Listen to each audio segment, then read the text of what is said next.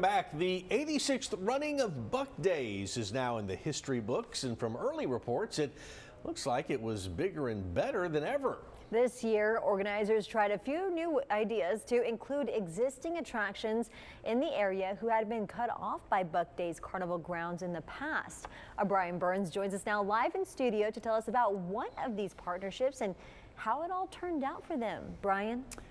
Well, that's right, Leslie. Mike, our one partnership included admission to the two main museums in the C District in the price of a Buc Days ticket. The result was a boost for both the Corpus Christi Museum of Science and History and the Art Museum of South Texas.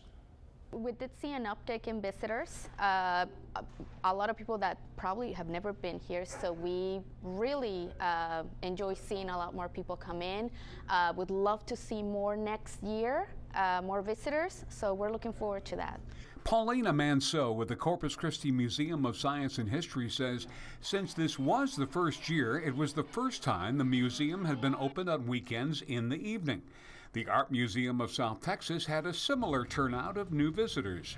I think often they were local visitors who just hadn't made it to the museum before. So I think the added incentive of Buc Days and then that partnership where once they were in Buc Days itself, they could come in for free, really encouraged them to get into our doors. Both museums were able to feature exhibits that tied in with the rodeo and hope to tie in exhibits to next year's Buc Days schedule. To use it as an opportunity for those people that maybe are drawn in by things like the rodeo and might not necessarily be thinking about art, but then be able to surprise them with art that is of interest to them. As you can see here, our exhibition is timed perfectly for the rodeo and all of Buc Days. Manceau says the museums expect to meet with Buc Days officials for a review and come up with ideas for next year, like including more vendors outside near both museums. Get together and see how we can come up with ways to,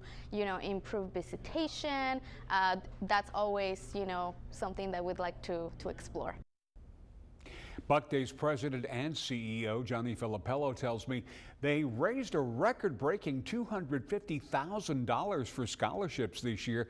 And once all the receipts are counted, the Buccaneer Commission will spread what's left as gifts and grants to colleges and universities in South Texas. Mike, Leslie.